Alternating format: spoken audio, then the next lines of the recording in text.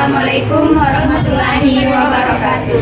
Terima kasih atas kesempatan yang telah diberikan kepada kelompok kami. Perkenalkan kami dari kelompok 2 dengan judul materi Plasmodium vivax. Untuk lebih mengefisienkan waktu, perkenalkan nama saya Jian Sofia dengan NIM 024 sebagai moderator. Bersama rekan saya Firda dengan NIM 020 dan saya Rahmanes dengan NIM 037.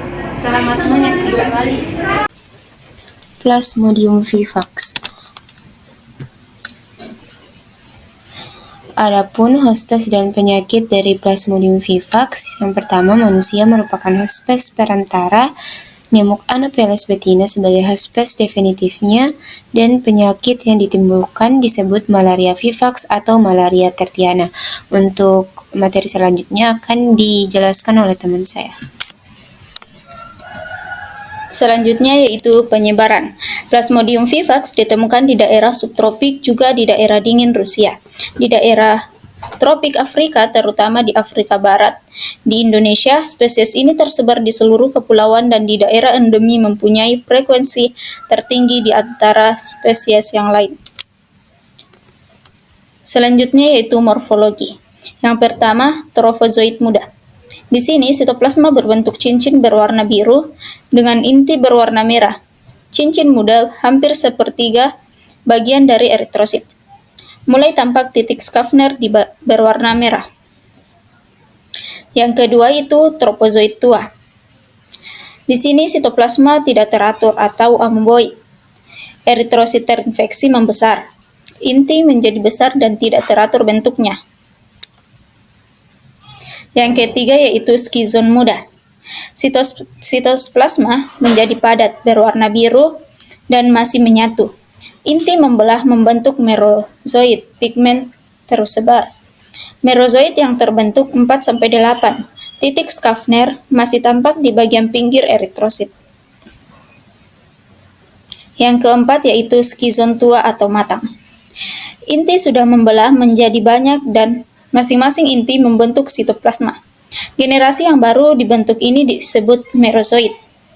Merozoid sudah memenuhi eritrosit, biasanya berjumlah 12-18 merozoid. Eritrosit membesar.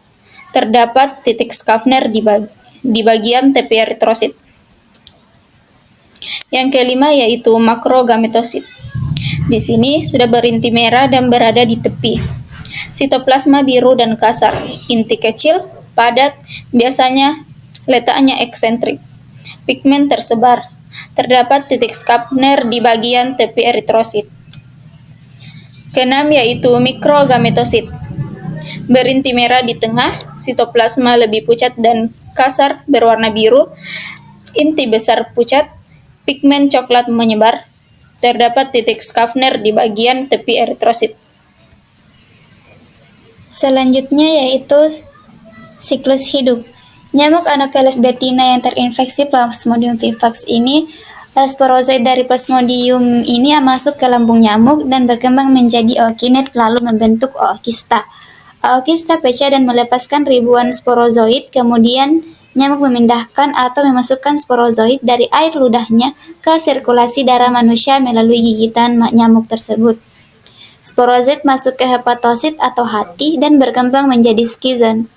Skizon ini akan melepaskan merozoid dan merozoid akan menginfeksi eritrosit lalu berkembang menjadi trofozoid. Kemudian berkembang menjadi skizon lagi. Setelah daur eritrosit berlangsung beberapa kali, sebagian merozoid yang tumbuh menjadi trofozoid dapat membentuk sel kelamin, yaitu makrogametosit dan mikrogametosit. Gametosit jantan atau mikrogametosit dan betina atau makrogametosit ditelan oleh nyamuk Anopheles lain saat menghisap darah. Saat berada di perut nyamuk, mikrogamet menembus makrogamet dan menghasilkan zigot, dan zigot ini akan menjadi ookinet. Selanjutnya yaitu gejala klinis. Gejala klinis umum yang disebabkan oleh Plasmodium vivax ini meliputi demam, menggigil, sakit kepala, berkeringat, kelelahan, mual, dan muntah. Selain itu, Plasmodium vivax dapat menyebabkan anemia karena parasit ini dapat menginfeksi sel darah merah dan menghancurkannya. Selanjutnya yaitu patogenesis. Patogenesisnya ini melibatkan dua tahap kehidupan utama, yaitu siklus eksoeritrositik dan siklus eritrositik. Untuk siklus eksoeritrositik di hati, tempat sporozoid berkembang menjadi merozoid, dan siklus eritrositik ini saat merozoid menginfeksi sel darah merah dan menyebabkan gejala seperti demam dan menggigil. Khususnya Plasmodium vivax dapat tetap tidak aktif sebagai hipnozoid di hati, sehingga menyebabkan kekambuhan serangan malaria. Yang terakhir yaitu diagnosis.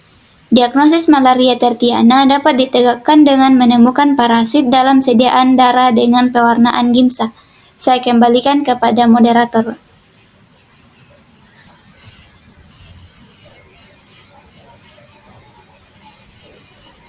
Itulah tadi presentasi dari kelompok kami dengan judul materi Plasmodium vivax. Sekian dari kami. Wassalamualaikum warahmatullahi wabarakatuh.